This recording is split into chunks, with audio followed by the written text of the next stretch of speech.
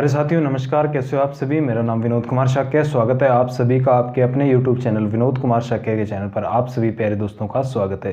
तो दोस्तों, अगर आप इस चैनल पर नए हैं और अगर आप मेरी वीडियो को पहली बार देख रहे हैं तो इस चैनल को सब्सक्राइब करके बेल आइकन को जरूर प्रेस कर लें, जिससे आपको आगे आने वाली वीडियोज़ के नोटिफिकेशन मिलते हैं।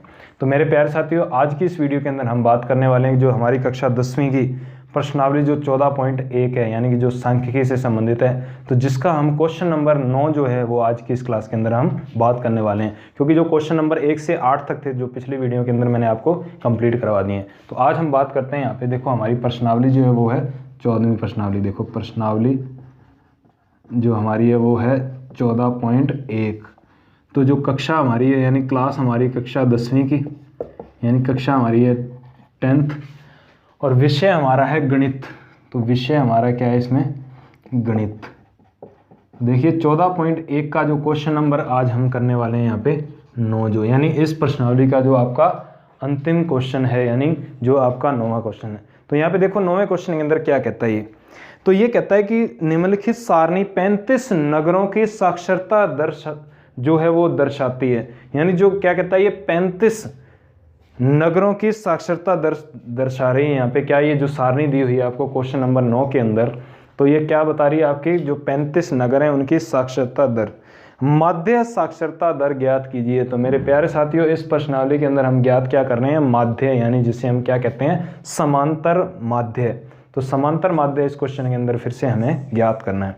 तो सबसे पहले हम बनाते हैं यहाँ पे सारणी। तो हमें दे रखा है साक्षरता दर प्रतिशत में, तो यहाँ पे हम क्या लिख सकते हैं, साक्षरता दर। सबसे पहले साक्षरता दर किस में दे रखी है, हमें प्रतिशत में। तो ये परसेंटेज में हमें दे रखी है साक्षरता दर। तो हम यहाँ पे लिख सकते हैं साक्षरता दर जो दे रखी है, देखो तो इसमें दे रखा है 45 से 55, 55 से 65। देखिए 45 से लेकर कितना दिया हुआ है, 55, इसके बाद 55 से दिया हुआ है 65, फिर दिया है 65 से यहाँ पे 75, फिर दिया है 75 से यहाँ पे 85, और इसके बाद जो लास्ट दिया हुआ है हमें 85 से 95। तो 85 से लेकर क्या दिया यहाँ पे हमें 95 तक ये दिया हुआ है। तो ये देखो आपको साक्षरता जो दर है वो दे रखी है किसमें, आपको प्रतिशत में। तो साक्षरता दर प्रतिशत में दे रखा है। इसके साथ साथ आपको और क्या दिया है, तो आपको इसके साथ साथ दिया हुआ यहाँ पे नगरों की संख्या। तो साक्षरता दर आपको किस में दे रखी है, प्रतिशत में, और इसके बाद दे रखा है नगरों की संख्या। तो नगरों की संख्या के बारे में हम यहाँ पे बात करते हैं। तो मेरे प्यारे साथियों, यहाँ पे नगरों की संख्या, अब हम अगला कॉलम यहाँ पे बना लेते हैं, यानी नगरों की संख्या। तो ये देखिए नगरों की जो हमें क्या दे रखा है, संख्या दी हुई है। तो नगरों की जो संख्या दे रखी है वो हमें दे रखी है, देखो 3, 10, 11, 8, 3, 3, 10, 11, 8 और 3, यानी लास्ट जो हमें दे रखा है फिर से यहाँ पे 3 दे रखा है। तो यहाँ पे दे रखा है 3, 10, 11, 8 और 3। तो ये क्वेश्चन हमें दे रखा है 3, 10, 11, 8 और 3। तो हमें क्या ज्ञात करना है इसके अंदर, हमें सबसे पहले इसमें निकालना है समांतर माध्य।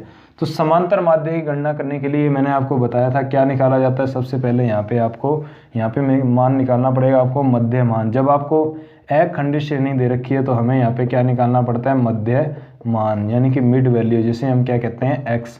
तो ये नगरों की संख्या हमें क्या दे रखी है, f दे रखा है। तो हमें मध्य मान निकालना पड़ेगा x। तो मध्य मान निकालने का तरीका मैंने आपको पिछली वीडियो में क्या बताया हुआ है कि किसी भी वर्ग के अंदर एक होती है उच्च सीमा और दूसरी होती है निम्न सीमा। तो इसमें आपको दे रखी है, देखो एक उच्च सीमा दी हुई है यहाँ पे और एक निम्न सीमा दे रखी है, देखो 55 और 45।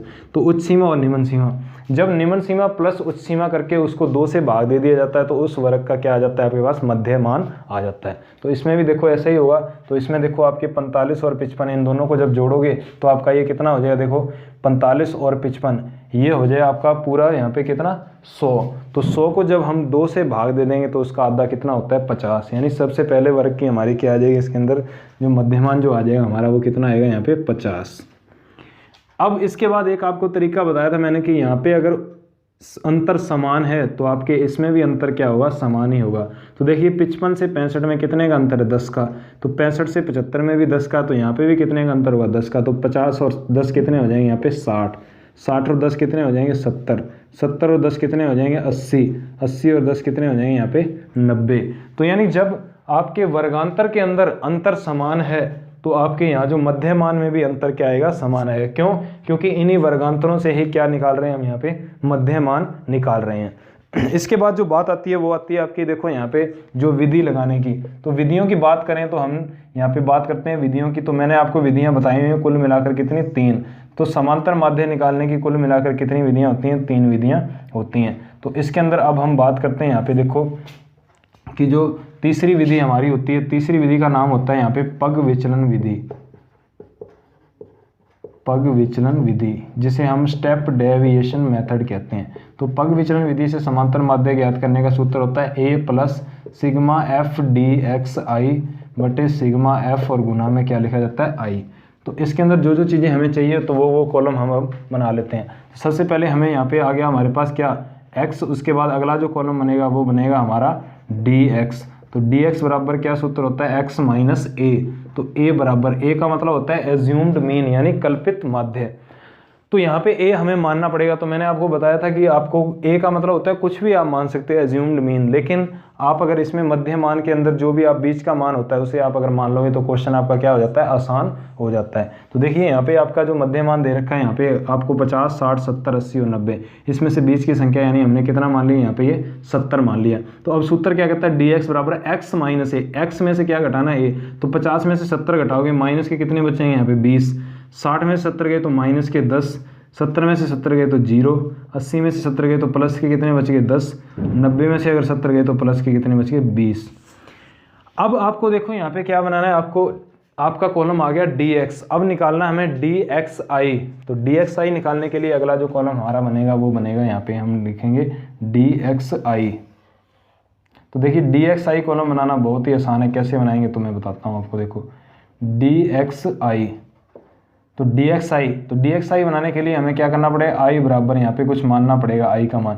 dxi का मतलब होता है कि जो dx के अंदर i का जो भाग दिया जाता है तो हमारा क्या आता है dxi।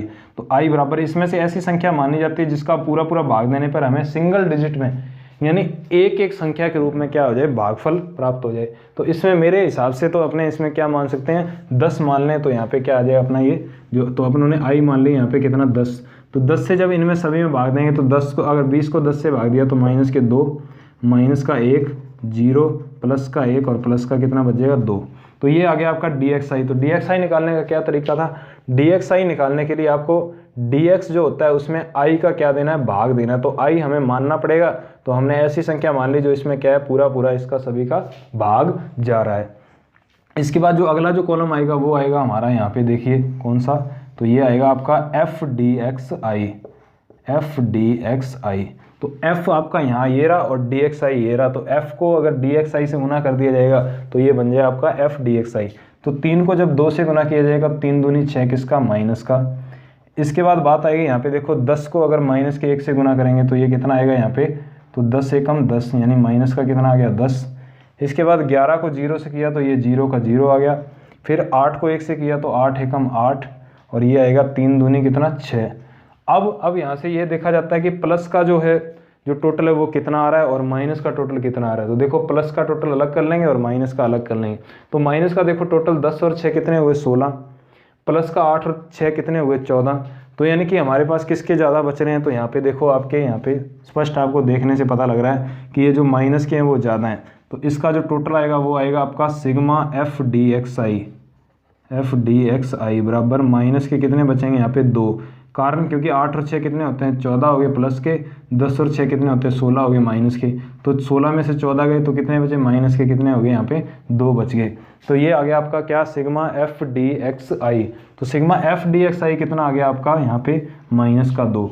इसके बाद बात आती है यहाँ पे जो सिग्मा एफ है, तो इसका टोटल करने की, तो सिग्मा एफ का भी हम यहाँ पे टोटल कर लेते हैं। सिग्मा एफ देखिए 10 और 3 13 और 1 14, 10 24 8 32, 32 और 3 कितना हो जाएगा यहाँ पे, ये 35 हो जाएगा। तो सिग्मा एफ का टोटल हमारा कितना आ गया यहाँ पे, देखिए 35 आ गया। तो ये आ गया आपका, देखो सिग्मा एफ का टोटल 35। उसके बाद ये जो सिग्मा एफ डी एक्स आई का टोटल आया वो आया आपका माइनस का 2। अब हम इसे क्या करते हैं, सूत्र में यहाँ पे मान रखते हैं, यानी हमारा जो फॉर्मूला है उसके अंदर हम इसके मान को रख देते हैं। तो मान के अंदर रखने के लिए तो a बराबर, तो a हमने माना था यहाँ पे 70 plus sigma F D x आया माइनस का 2 और सिग्मा एफ आया यहाँ पे कितना 35 और गुना में i का मान कितना था 10। तो अगर ये अब कटता है यानी किसी पहाड़े से, तो आप इसको क्या कर सकते हो, काट सकते हो। तो इसके अंदर अब हम इसको क्या कर देते हैं, काट देते हैं।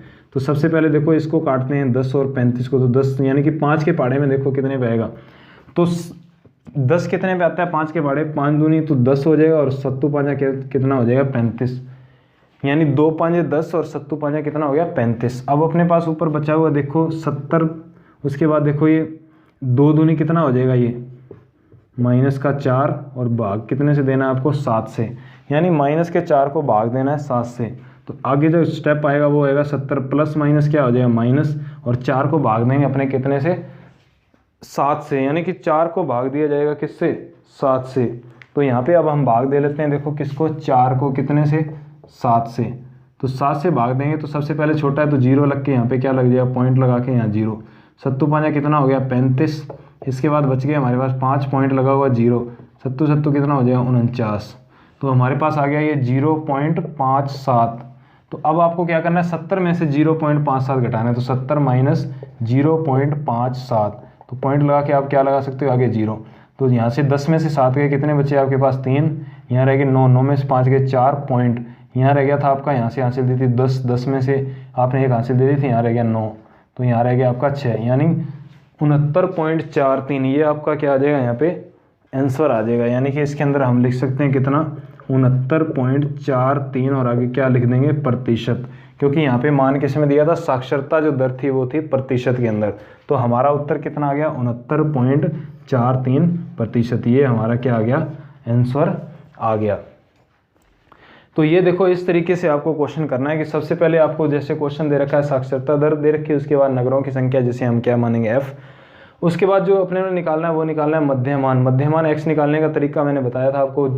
उसके बाद मध्यमान निकालने के बाद आपको dx निकालना है। dx कैसे निकालना है मैंने आपको बता दिया, x माइनस a। उसके बाद dx के बाद अगला कॉलम निकलेगा आपका dxi। dxi निकालने के बाद आपको निकालना पड़ेगा f dxi। तो f dxi निकालने के बाद आपको इसका टोटल कर लेना, जिसका मान आएगा सिग्मा f dxi। उसके बाद इसका f का टोटल कर लेंगे, उसका टोटल आएगा हमारा सिग्मा f। इसके बाद पग विचलन विधि से समांतर माध्य, यहाँ आप सूत्र लिख दोगे, पग विचलन विधि है जो, उसमें क्या निकाल रहे हैं हम, समांतर माध्य। तो समांतर माध्य निकालने का सूत्र हो जाता है a plus sigma f dxi बटे सिग्मा f इंटू आई। तो ये सारा मान रख के हम इसकी कटिंग करके, और इसमें यहाँ पे कितना उत्तर आ जाएगा इसका, 69.43%। तो ये आपकी देखो 14.1 यहाँ पे कंप्लीट हो चुकी है। यानी सभी क्वेश्चन जो है वो मेरे द्वारा इस YouTube चैनल पर आपके लिए एक प्लेलिस्ट बना रखी है। उस प्लेलिस्ट में जाकर आप सभी इन क्वेश्चनों को, यानी 14.1 के सभी क्वेश्चनों को यहाँ पे सॉल्व कर सकते हो।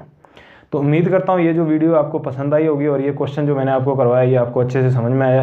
अगर आपको ये वीडियो पसंद आई है, अगर ये आपको क्वेश्चन अच्छा लगा है, यानी कि आपको समझ में आया, तो आप इस वीडियो को लाइक ज़रूर कर देना। और इस वीडियो के नीचे अगर आपको कोई डाउट है तो आप इस क्वेश्चन से संबंधित आपके नीचे कमेंट कर देना। और अगर इस चैनल पर आप नए हैं तो चैनल को सब्सक्राइब करके बेल आइकन को जरूर प्रेस कर देना, जिससे आपको आगे आने वाली वीडियोस के नोटिफिकेशन मिलते रहें। तो इस वीडियो के अंदर जुड़ा रहने के लिए आप सभी प्यारे विद्यार्थियों का बहुत बहुत धन्यवाद।